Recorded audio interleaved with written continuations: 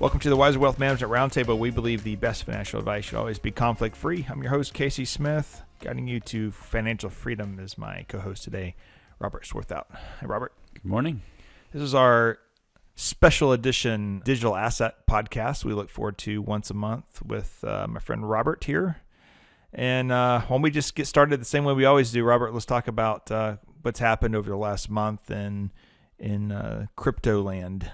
Yep. So we last talked on November the 23rd, so right before Thanksgiving. Today is December the 21st, just so roughly a month out. Bitcoin in November was at 56,739. Today it's at 48,688. So it's been down. It's been largely sideways except for about 2 days during that period, and we'll kind of talk about that in a moment here. Ethereum was at $4,170 a month ago, and today it's at $4,013.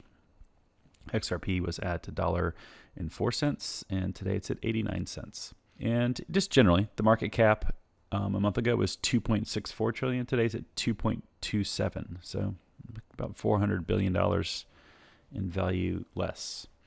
And kind of alluded to it a moment ago, but on December the 3rd and 4th was a good-sized sell-off in most of crypto. Bitcoin leading into the 3rd was at 56,000, and by the end of the 4th, the morning of the 4th, so about 24 hours, it was down to 46,000. So a 20% drop in about 24 hours. And then it's been sideways, up and down a little bit, but largely sideways since then. So that is the market update.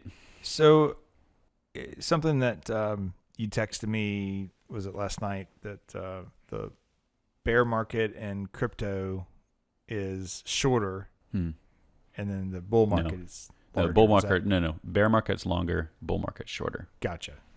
Yeah, it's, people are used to equities and largely things going up and to the right over time. There's extended bear markets in crypto and shorter bull markets that are more, I guess, exhilarating, I guess is the way to put it. Yeah. So it's more of a straight up line. Yes. Things that go up seem to fall even faster. And so it's like a bunch of exuberance at the end of the last crypto bear market was from January or February of 2018 to last October last year. Yeah. So roughly 3 years, or 2.5 years.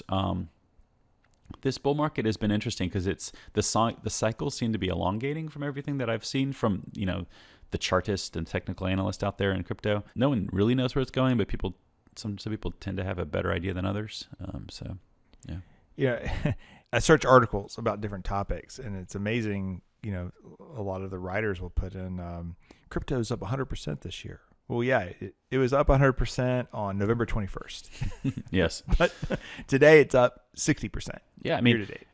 There's no doubt that 2021 has been a great year for crypto. But, you kind of have to have, a pitcher's mindset where you kind of forget the last 3 years before that.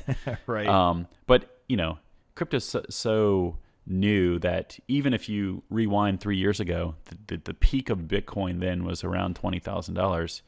People would be losing their mind if Bitcoin went to down to 20,000 today. Yeah, that's true. It's 48,000 change.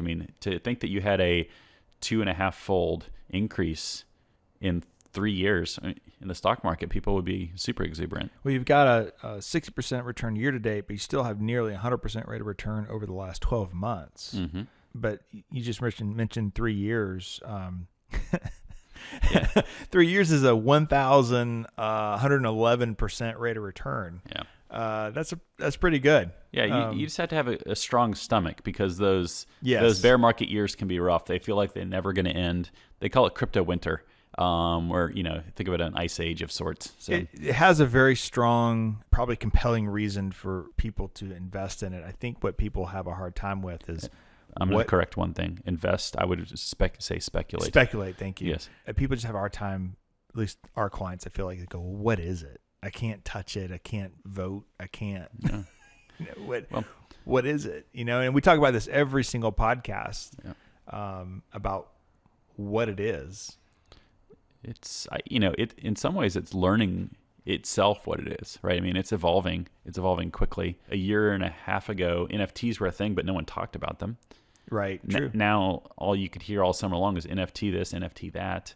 That's non-fungible token. So and basically, I call it, they took your baseball card and they made an image of it and, right. and identified it as yours online. And now all of a sudden it's... Yeah, you can track where, who's owned it effectively. Right. It's one of the major upgrades. And the corners don't get bent. Right. Yes. You just have to keep your laptop charged. Yeah. Right. Yes. So, yeah, things are evolving. There's... maybe take this moment to kind of talk about, there's different kinds of blockchains, right? So blockchain is kind of the general term. There's what you would consider proof of work. So that is a bunch of compute power being used to do math effectively. Bitcoin was the first. Ethereum is another type of proof of work. Proof of work is largely a type of network that is on its way out. Ethereum is in the process of migrating away from proof of work to proof of stake, which is another one. Proof of stake. Now you're talking about the different types of blockchains. Correct. Yes. So, the underlying so technology. many people think the blockchain, they think these numbers passing through the air, and that's the blockchain. Yep. It's kind of like the cloud. Yeah, correct. But there's different types of blockchains. That's what you're describing. Yes, exactly. So the math part of proof of work, you can really think of as it's a lottery that's happening, and they're just guessing a bunch of numbers, trying to figure out who's going to be the winner for that period of time. Bitcoin blockchain can be, as short as I believe around 10 minutes, could be up to an hour long. So in that period of time, you're trying to guess, I think the number's this, I think it's this, like really, really quickly. Specialized computers just to do this. And then if you guess the number right, you get a portion of the Bitcoin that is being unlocked for that period of time. New Bitcoin being created. You also, on proof of work, are validating transactions on the network. And as payment for doing the confirmation, saying, yes, this is going from here, or whatever is going on, you get some reward for that as well. There's contention between the miners that on the network and the users of the network. The miners want higher fees. The users want lower fees. So there's that contention going on. Bitcoin, you don't hear as much about Bitcoin getting backed up and overloaded these days. You might hear about an Ethereum paying high gas fees. Gas fees is the fee you would pay to do something on the network, transfer something, buy an NFT, mint an NFT, all that kind of stuff. So like I mentioned, Ethereum is moving from proof of work to proof of stake. Proof of stake means that you literally own X number of Ethereum and you're going to hold it in a wallet effectively and kind of say, the more value that's locked into the network, the more confidence that is in the network. So it's kind of a chicken and egg problem of sorts. You have to get people to believe in it before they may want to believe in it. So it kind of builds value over time. And they use more efficient algorithms to kind of do its math effectively behind the scenes. So we always talk about someday our home deeds, car titles, all that stuff could be in the blockchain. What type of blockchain is that? Because it's almost like stored. Yes, there is storage. NFTs are on Ethereum now. It's one of the biggest networks for them. It's almost like programs that run on Ethereum, the dApps. They call them distributed applications that help run those things. Like Ethereum is the one that has the most critical mass, so it's drawing the most interest. The problem is its transaction speeds prevent it from doing a lot of things efficiently, which drives up the fees. So that's why these other networks are popping up. So proof of stake is where Ethereum's headed, but there's other consensus type networks. Consensus is just basically saying there's servers on the network that in such a period of time agree on things. A high percentage of agreement, so say 80%, that means those transactions that they agreed on get written into the stone and move on to the next block. More and more networks are the consensus type of thing. There's small variations and they use different algorithms, but generally they are the smoothest and the most transaction efficient. So there's networks like XRP could be 1,500 transactions a second, where Bitcoin is 5. Ethereum, I think, is 45 or something like that, if I remember correctly. And that will improve for Ethereum when they move to proof of stake. And there's some networks claim hundreds of thousands. Well, the problem is they have nobody using it, so who cares? But over time, house deeds are no different than an NFT. So they could be on various different networks that support NFTs or NFT-like things. An NFT is not exclusive to Ethereum, but you can kind of have different specifications for an NFT on a different network that maybe are more suited to a house deed or a car title or something in real life. Do you think in the future that we have problems with networks talking to networks? The word is interparallelity. Sorry about that. A little tongue-tied this morning. So moving an NFT between networks could be a challenge. I don't know enough about NFTs to say one could or could not move from a network. I tend to believe that they're probably almost locked into that network. But where you start getting in and out of a network is the value of that item. So like if I want to buy your house and I don't have, you've got your Ethereum NFT that is your house deed, like I could bring value from another network, and we would just have to have a market maker for that pairing, say XRP to your NFT, for instance. Let's shift gears a minute. Let's go back. We had a Bitcoin futures ETF. We talked about that in the last podcast or last two podcasts. We continue to get denied a spot ETF. So we're not getting what the market is demanding, which we want an ETF that owns Bitcoin, right? Mm-hmm.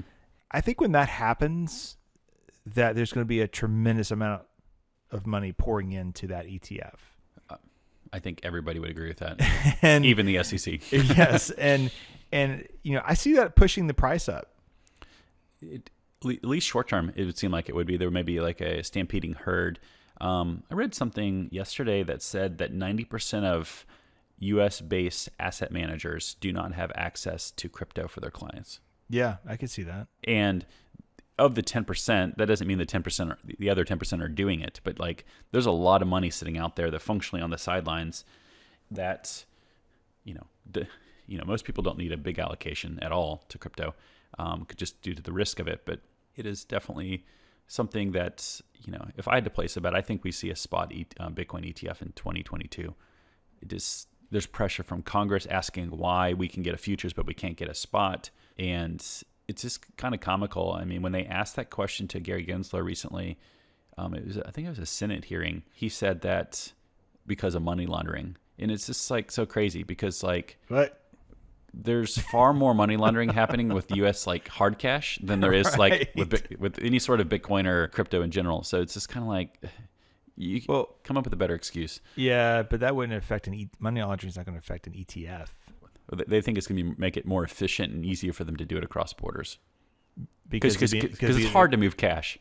Yeah, that's true. I don't know. But that would be Bitcoin. That'd be a problem with Bitcoin itself, not the Bitcoin ETF. Correct. Bitcoin ETF is we registered in the U.S. You own it inside a brokerage account. So the flip side of this is there's been, I think it was the CIA or the FBI, probably the FBI, that at one point said they actually like it when criminals use blockchain because everything is in the public and it's tracked and you can't like erase it. So right. It's like in some ways they just have to find it. Right. And like, there's startups out there helping to anonymize the data on the chain. So you can kind of like figure out who did what, even though there's not names attached to it. So I don't know.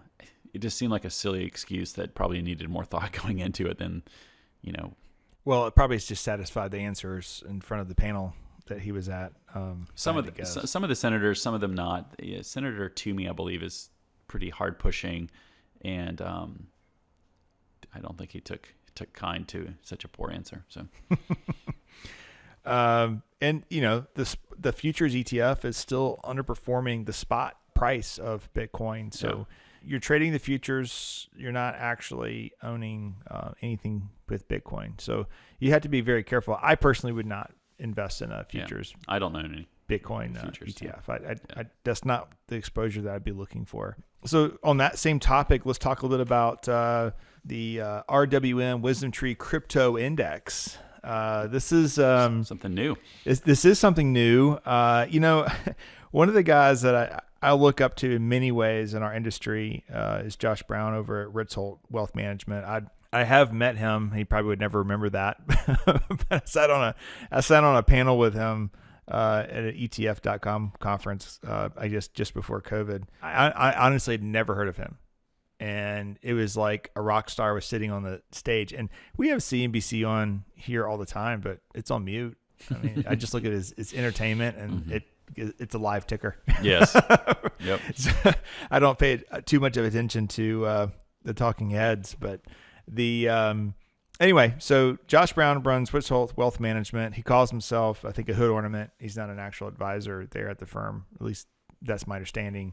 But he has a great team behind him. They're based in Manhattan. So he's pure New York. Yep, so in the heart of it. Yeah. He's loves being controversial. I'm a good Southerner. Makes good for good TV. Yeah. So we're kind of polar opposite personalities, I think. But anyway, so they have clients that ask about crypto, and they got together with WisdomTree and created a crypto index. Now, what's interesting is, you can't actually invest directly into, it's not an ETF.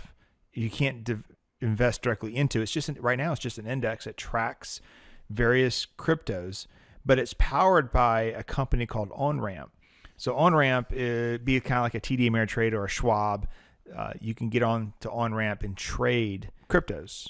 And specifically, this OnRamp is built for financial advisors.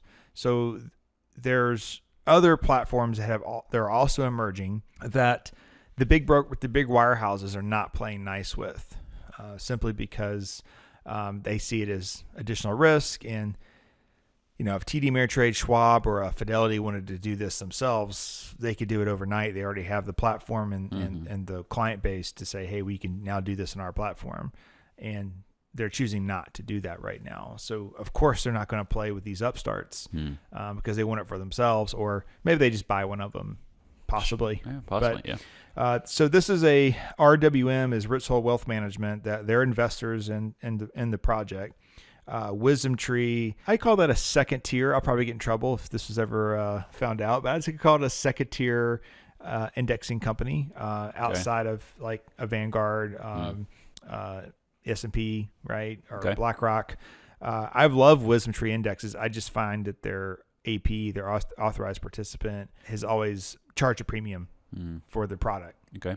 So I never thought they traded efficiently, and I've told them that, and they're like, "Oh no, we trade very efficiently." And then I show them, and no one says anything. But anyway, they have great ETFs. The company's been around for a while. So the idea here is they're going to create an index. And I love indexing. So I love the fact that I want to put all my eggs in one basket. I want to have, I want to own a bunch of different things. I don't know that it applies exactly to crypto yet, but it's probably a little early. Yeah. So it's going to be very top weighted. Basically, you're buying Bitcoin and some of its friends. Yep. That's what you're doing. Yeah. I mean, I said it was early, but I would say it also, if it gets people interested in crypto, I'm all for it. Good or bad at this point, because it's people just need to learn more and more and more about it. So I'm gonna just read right off of trying to make it entirely boring, but I want to read right off their description. Okay. And let's dissect what some of this means. So the RWM WisdomTree Crypto Index seeks to provide broad and diversified exposure to crypto assets, sometimes referred to as cryptocurrencies or crypto. I love how they put that in there. It's like, yeah, we know. Okay. Now we get more advanced. Spanning layer 1 networks, layer 2 protocols, Oracle networks, and crypto indexing services, and decentralized finance, which is known as DeFi, and the metaverse. What did they just say? That's a bunch of buzzwords. It is a bunch of buzzwords. But the first time I read this, I was like, what? Yeah. So layer 1 is...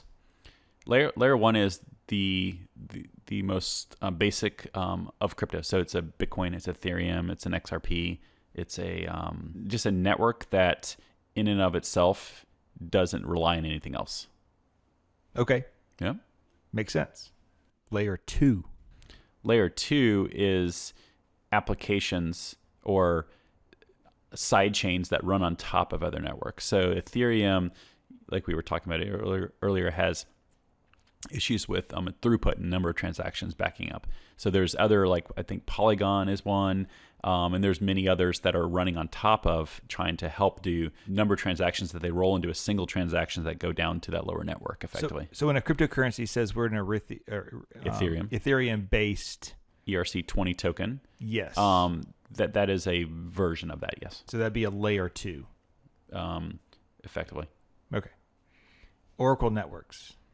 A little more complicated here. So Oracle networks are networks that take data from the outside like outside oracles bringing data, from the outside world into the blockchain world. So basically, like maybe the price of oil or the price of gold into a tradable asset on the blockchain. Interesting. Crypto indexing services. That's a little vague. I'm not quite sure what they're meaning by that. And they don't have, when I get into the assets, they don't actually have an example of that in their current holding. So maybe it's intentionally vague.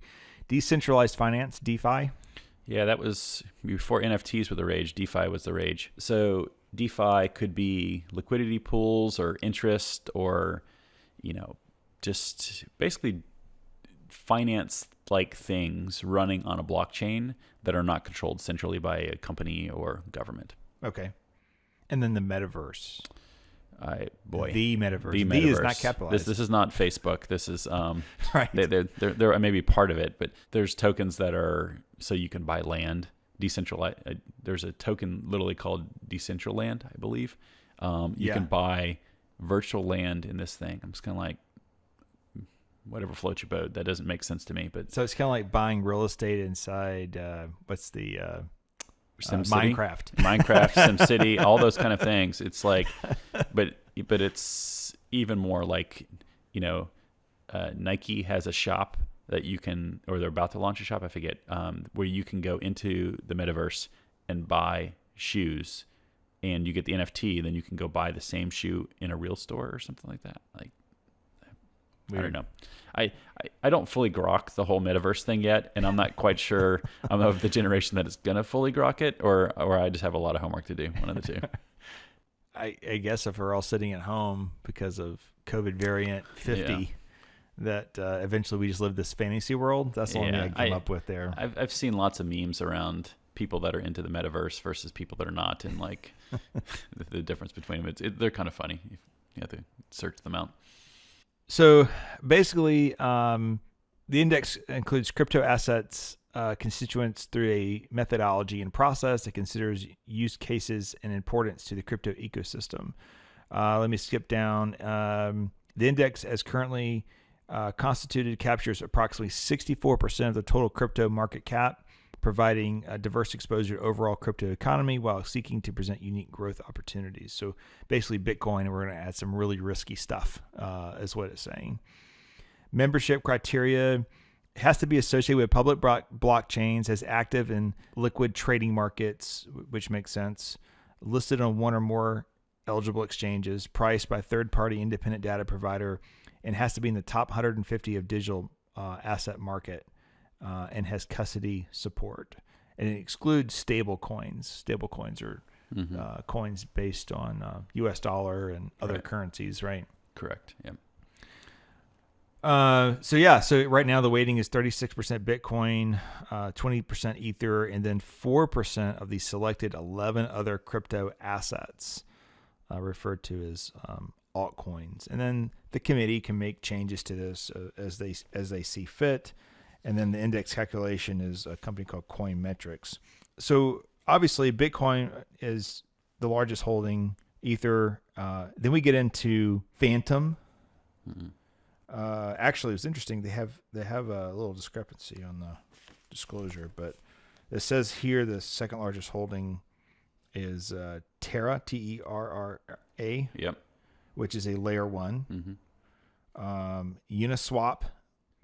So now we get into the 4%. So basically Bitcoin, Ether, and then everything else is a 4% weighting. Yeah, so Uniswap would be an example of DeFi. So it's basically an exchange, a decentralized exchange that runs on, in this case, Ethereum for Uniswap that allows you to trade cryptos.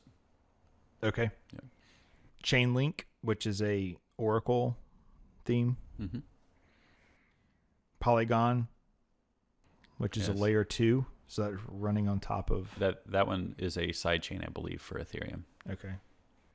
Decentraland. There we go. There you go. Yeah. Layer 2 protocol.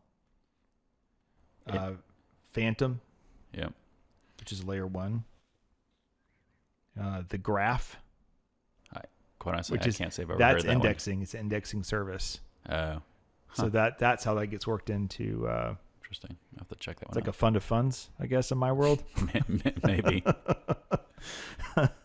Aave, AAVE, Yep. Engine Coin, Yep. which is Metaverse. Yes. Yearn Finance, which is DeFi, Yep. and then Sushi Swap. Which is similar to DeFi, which is similar to Uniswap. Yeah. That's anyway. So we're not endorsing any of those necessarily, but this is what Ritzolt Wealth and WisdomTree decided to come up with on creating an index that tracks this. And it's interesting to have this. Obviously, this is U.S. based. The index said in their description the top 100 up to the top 150 in market cap weighting they could use for selection. I don't know exactly the amount, but the top 150, not all of them are available to U.S. investors on U.S. Licensed exchanges. So you have to understand the lens that you're getting the index through, because it's has some political partiality to it. So the graph, looking at the description, it's a indexing service for the blockchain. It groups data protocols such as Ethereum and Filecoin into subgraphs that users can query from. GRT is frequently referred to as Google for Web 3.0. It's integrated with protocols and marketplace such as Chainlink and Polymarket. Its native currency, GRT, is used by indexers, delegators, and curators to maintain their indexing services. I kind of half know what I just read.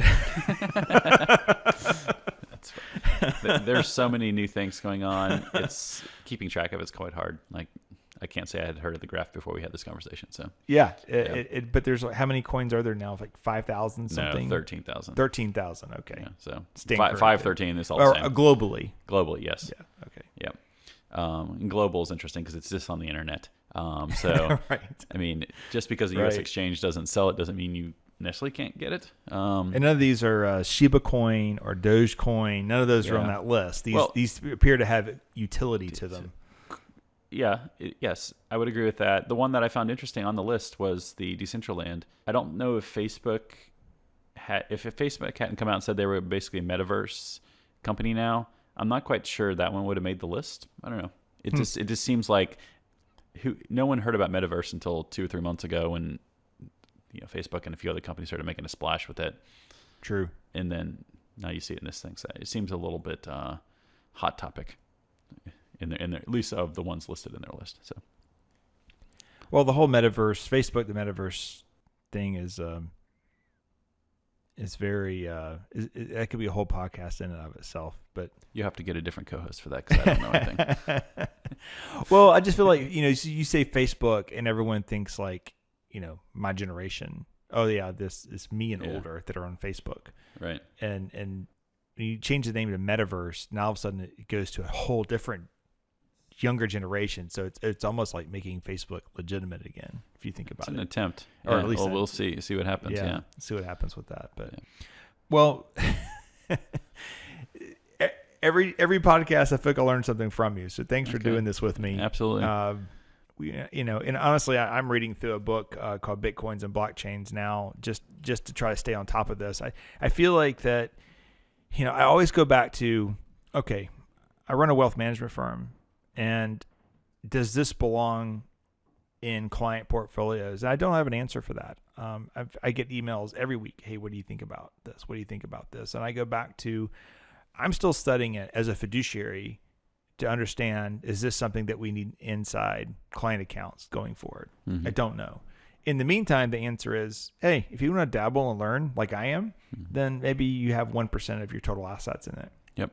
If Bitcoin goes to 400,000, like they were talking about last year, which, there's a lot of similarities between this and just regular investing, in that as soon as the graph goes up and to the right, people start tripling and doubling and quadrupling, that number, and say, oh my gosh, it's going to keep happening. It's going to keep going up and up and up. And then when it's going the other direction, it's going to go to zero. And they do the same thing with the Dow. Mm-hmm. And so there's all types of emotions that go into this. I will say that my clients who are using this regularly also enjoy gambling. And my clients who do not enjoy gambling or taking extreme risk, like the S&P 500 is like, oh, I don't know about this. Yeah. They're not touching this with a 10-foot pole. So it's definitely not something that I don't think that advisors can just throw into a portfolio and go, okay, here we go. Right. And if you did it, you better do it in a very small percentage because you have a really good case. They have a really good case against you. Sure. if it blew up. Yeah. I mean, just the beginning of December when Bitcoin drew down 20% in 24 hours. Yeah. So, because if something feels risky to them, you can be darn sure they're going to be paying attention to it more so than they probably should be. So right, absolutely. Yeah. Well, good conversation. I look forward to starting the new year with another episode. Sounds good. Thanks for listening to the Wiser Roundtable Podcast. We hope you enjoyed it. Make sure to subscribe wherever you're listening. That way you don't miss out on new episodes. Head to wiserinvestor.com and reach out if you have any questions. We would love to hear from you. Today's episode was produced and edited by Lilton Moore.